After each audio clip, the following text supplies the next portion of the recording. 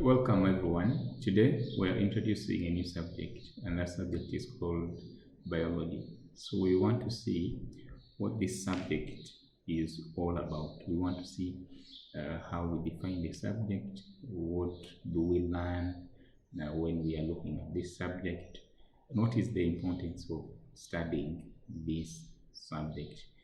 And then along the way, we will of course realize that this subject is about living organisms. And what characteristics do these living organisms have that distinguish them from non-living things? Okay, so biology is a science. It's a science subject, and at this level, you will look at biology as one of the science subjects. You will have chemistry, you will have physics, some of the key science subjects. Okay, now for biology, it is concerned with the study of living organisms. Okay, it is concerned with the study of living organisms, and these living organisms are diverse. Okay, they are diverse. This is to say that we have a variety of them. Okay, we have a variety of organisms.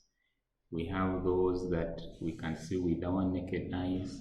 We have those that are very small that we cannot see with our eyes. But the interest is that we need, in biology, we look at all these organisms. Okay, so the study of living things is what we call biology, and it comes from two Greek words: bios, which means life, and then logos, which means the study of or knowledge. Okay, and therefore, given that biology is concerned with the study of living organisms, we can basically say that biology is the study of life. Okay, so living organisms have unique characteristics that make them living. Okay, so the study of life is what we call biology. Okay, and then you can ask yourself what life is. Unfortunately, there is no universally agreed upon definition for life. Okay, so there is no consensus. People are not agreeing on the right definition for life. But definitely, if we see an organism that is maybe moving, that can grow, that can breathe, we can really identify and say this is an organism. This organism has life. Okay, it is a live organism. It is not a dead organism. Okay, so we are looking at all organisms from the simplest ones to the most complex ones. When we talk about complexity, we are referring to organisms that are very complicated in that they have a lot of systems doing different functions. But when we talk about simple organisms, we are referring to those organisms that have, for example, one cell. Okay, and we call them unicellular organisms. We call them unicellular organisms. And then those that have many cells, we call them complex organisms because they have many cells that perform different functions. So we call them multicellular multicellular organisms. Okay, we call them multicellular organisms. Okay, they have many cells that perform different functions, and therefore we call them complex organisms. And then the other one that we can use instead of simple organism or complex organism, we can say that we have organisms that are, if we use the word lower organisms, we are basically referring to organisms that are unicellular. They are very simple. They don't have complicated systems to do different functions. And then when we say that the organisms that are of a higher complexity, we say those are higher organisms. Okay, higher organisms to mean complex, and then lower organisms to mean simple organisms. Okay, so that is about biology. We are saying that it is the scientific study of living organisms, or we can say it is the scientific study of life. We have different branches of biology, depending on what the category of organisms that we are focusing on or that we are studying. And then also we can say the other branches of chemistry and of biology are concerned with how organisms carry out specific functions. Okay, so based on the nature of organisms, of course, we have organisms that we have plants, we have animals, we have microscopic organisms. Okay, so when we study plants, that is botany, which is here. The study of plants is called botany. The study of animals is called zoology.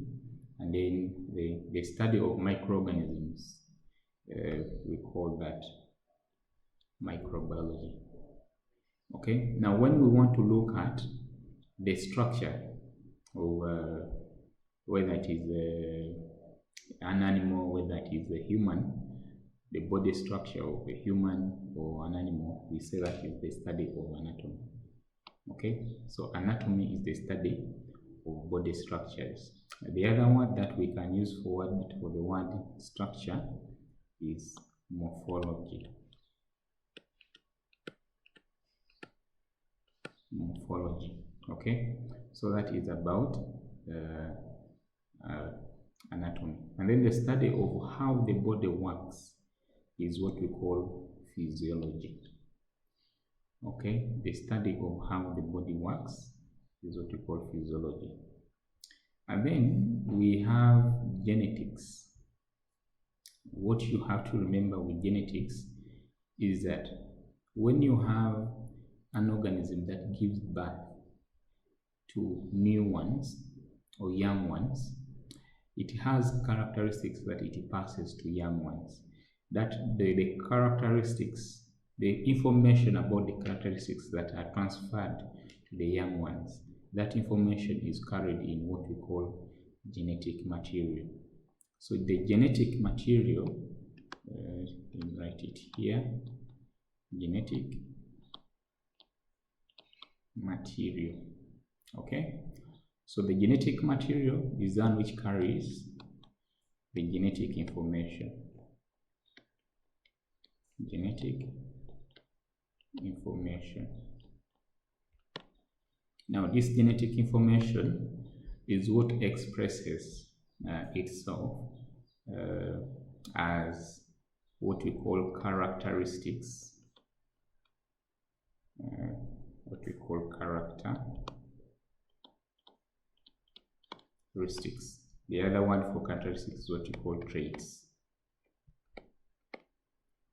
Okay, so that is the the transfer of this information, genetic material, or genetic information from parents to young ones. The study of that is what we call genetics.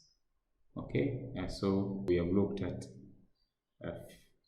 we have already looked at physiology. We have just concluded looking at genetics, which is concerned with the transfer of genetic information from parents to young ones. So the study of how this transfer happens is what we call genetics. Okay, so if you are told and then your children are also told, the study of how that those characteristics, for example height, is what we call genetics, how that transfer happens. And then we move to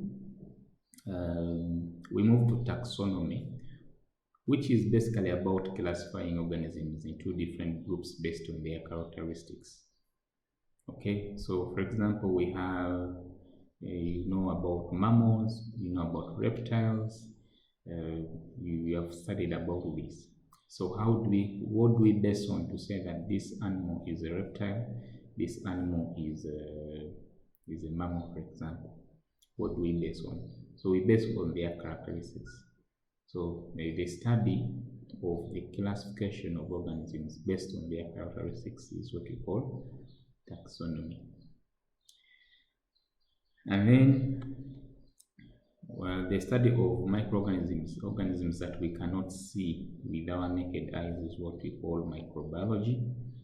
And then when we study the interaction of organisms with their environment, we call that ecology.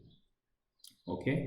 And then here down under microbiology, we have bacteriology, which is about the study of bacteria, virology, the study of viruses, and then mycology, the study of fungi.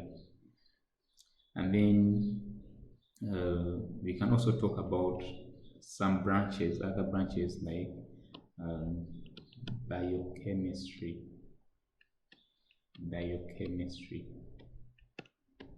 So in the body of living organisms, there are a number of chemical reactions that happen. So when we want to look at the chemical nature of these reactions, that is what we call biochemistry. So it is an important branch of biology. So if you are to look at these different branches, it gives us the importance of studying biology. For example, why do we need to study about animals? Okay, you could basically say that animals, with the knowledge about animals, we can protect animals, we can know how animals are useful to us, we can know what are the things that affect the lives of animals.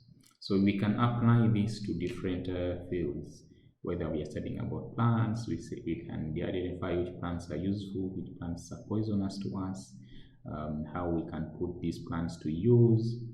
If we look at, for example, anatomy and physiology, we are able to know what our bodies are made up of and how our bodies actually work. Because that is, if we know how our bodies work, then we can keep ourselves healthy, and we can protect ourselves from getting diseases and other disorders. Okay, a lot of things. So in summary, we are saying that biology is an important subject because it allows us to know a number of things about our lives and the lives of living organisms around us. And for example, some of the living organisms can cause diseases to us. So we can be able to know how to prevent these diseases and even treat them. Okay, and that comes from the knowledge of biology. Okay, and treating these conditions may require us to use drugs, but the development of drugs also requires us to know how to make them. Okay, so that means that biology enables us to be able to have the knowledge that we can use to develop drugs. Conserving the environment where we have plants, where we have animals, where we have these microscopic organisms is very important, because our environment, it is a system that where I have different organisms depending on one another. So therefore, conservation of the environment is very key. And then, of course, we are able to know how our bodies work, and know how to keep our bodies healthy. So living organisms have different characteristics that make them different from non-living organisms, non-living things or non-living matter. So here we're looking at seven characteristics of living organisms. The first one is what we call movement. And organisms have move. That is the bacteria, whether it is a human, an animal, they have to move from one place to another. So movement from one place to another of the whole organism is what we call move, which is what we call movement. Okay, but again, there is another term that we use here, which is locomotion. Okay, so if I move my hand from one point to another, that's basically movement, but I've not changed my position. I remain seated on this chair. Now, if I stand up and move from here to another point, you can call that locomotion. So locomotion is when the whole organism moves from one place to another. But movement can entail just moving part of the body, but yet the organism remains in the same place. Okay, so we have, for example, here where we have a plant that is growing towards the direction of the sun. That is what we call trophic movements. That is how plants move. Okay, they move by growing towards a particular stimuli. Okay, which in this case is the sun. So movement is very important for organisms. For example, for the plants, growing towards the direction of the sunlight allows it to get more sunlight, which is important for photosynthesis. But for animals, moving allows organisms to get food, allows organisms to get to where their resources, let us say water, also allows organisms to run away from prey. For example, if an animal is being chased by a lion, if it can run very fast, that means that it is going to survive. So movement is very important. So we move to sensitivity. Sensitivity or responsiveness. We can use the word sensitivity, we can use the word responsiveness, we can use the word irritability. All these mean the same thing. And the thing is that where an organism is, it will be able to detect changes within the environment and be able to respond to it. Okay, if you see a snake, you will run. If you step on a nail, you remove your leg very fast, such that the damage is not very much. Okay, so those are situations where you have something in the environment that that an organism responds to, and that is what we call sensitivity, irritability, or responsiveness. So the change in the environment is what we call stimuli, okay, that the organism has to respond to.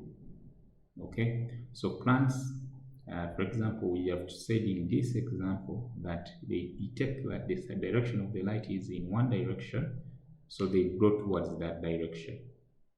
Okay, so that is about sensitivity in plants. The same thing happens with the animals. If you touch a hot object, you will remove your hand very fast. That is about responsiveness. If a cat sees a rat, it will run towards it to be able to catch it. And then if the rat actually sees the cat first, the rat will actually run away to be able to hide. Okay, so we move to growth. Living organisms reproduce. Okay, they reproduce young ones, and these young ones grow in size. Okay, so the permanent increase in size is what we call growth. So organisms grow in size, and the growth in size allows them to adapt to the environment. Okay, because young ones may not be able to perform certain tasks, but as they grow up, they can be able, for example, to look for food for themselves. Okay, so this growth cannot happen if they don't have nutrients. So it is these nutrients that get assimilated into their bodies and then increase in size. So the nutrients, the process of obtaining these nutrients and utilizing them is what we call nutrition. So we have organisms that can make their own food. We call them that process. It is what we call autotrophic nutrition. And then we have those that depend on food that is made by others. by other organisms. That is what we call heterotrophic nutrition. So for example, you can see the plants use carbon dioxide and sunlight to be able to make sugars. And then we have the prey here, which is depending on another organism for food. And then we have reproduction, which we have already talked about, that adult organisms give birth to new offsprings, or what we call new ones. And the process is involves the production of gametes, and sometimes it may not involve production of gametes. So that's why we have the two types of reproduction: asexual reproduction and sexual reproduction. Okay, basically in sexual reproduction you have processes such as meiosis happening that enable the production of gametes. And then these gametes actually carry what we call the genetic material that we talked about earlier on. And this genetic material is carried in molecules that we call nucleic acids. We have two, DNA and then RNA. So it is these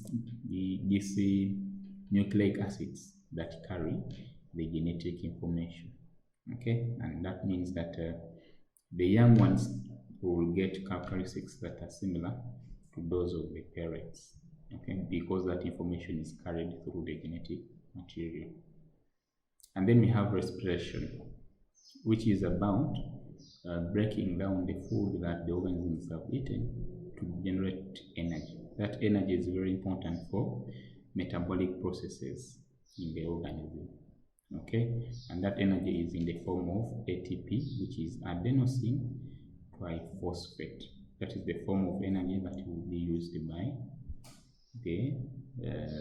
by the cells. And then the last characteristic is what we call excretion. Metabolic processes result into products that can be used by the body, but also it results into waste products. Okay, so these waste products have to be eliminated from the body. The process of elimination of these waste products from the body is what we call excretion. In humans, the kidney plays an important role in eliminating excess urea, excess water, and other minerals. So in this presentation, we have seen that biology is an important subject because it looks at the study of living organisms. These living organisms are diverse, and studying them allows us to know how these organisms reproduce, how they carry out other important functions like nutrition, growth, sensitivity, respiration, excretion. When we look at organisms, we basically look at those key characteristics that organisms do possess. Thank you.